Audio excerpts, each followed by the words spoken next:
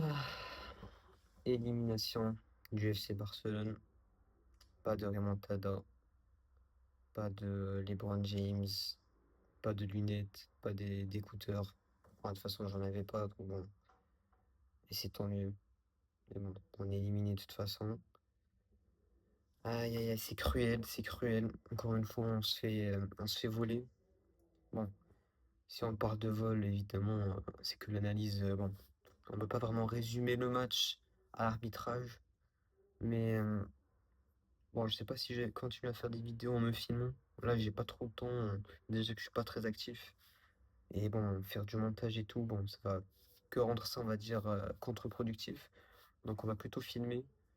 En attendant, ça va être une petite vidéo. Parce que vraiment, franchement, c'est à chaud, une réaction à chaud. Donc, bon, je pourrais pas, on va dire, bien expliquer en détail ce qui s'est passé, les raisons de pourquoi et de comment, du comment on a perdu. Élimination en quart de finale. Franchement, on a récolté ce qu'on semait, ce qu'on méritait. Et déco, voilà quoi. Voilà. Quand t'as pas de joueurs, quand t'as pas de bons, évidemment, on a bien joué. C'est pas, je vais pas dire qu'on a mal joué, mais on a senti, on va dire, les limites, la fatigue. Encore un carton rouge, je crois que c'est le 15e en 10 ans ou 11 ans. Mais bon, ce n'est pas, on va dire, la cause de tout ça. Mais on va dire que ça résume assez bien notre ouais, situation qui, voilà quoi. Encore une année, on se dit, ah, on est éliminé avec fierté, mais bon, à quoi bon? À quoi bon? À quoi bon? Il y a des joueurs qui ont été excellents, des joueurs qui ont déçu. Et franchement, voilà quoi. Franchement, c'est vraiment cruel. À chaque fois, on se prend un but dès qu'on commence à y croire. Je voulais pas y croire, honnêtement. Je voulais pas y croire. On a pu marquer 2 buts en une mi-temps.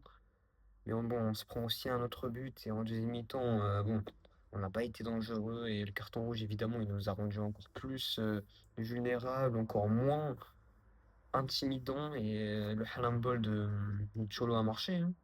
Il a marché, c'était prévisible.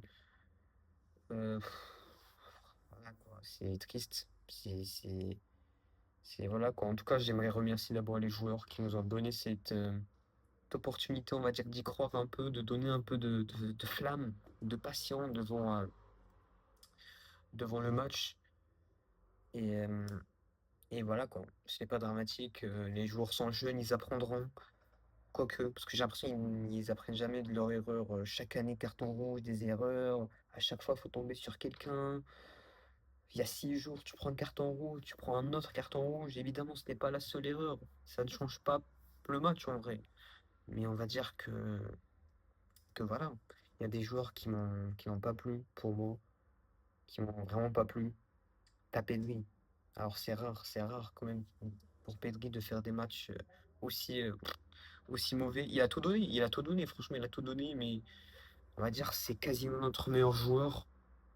Bah non, il y a Yamal, mais c'est un deuxième meilleur joueur normalement, et on va dire que franchement, il n'a pas été bon techniquement, c'est très mauvais. À chaque fois qu'il essaie de faire des poussées de balle, à chaque fois il tombe. Il est forcé à glisser pour toucher la balle avant de passer. Ça montre à quel point il est devenu plus lent, certainement de la fatigue et de la blessure quand même, mais voilà quoi, tu peux pas compter sur. Et encore, on revient sur le cas d'Echo où avec un transfert aussi mauvais,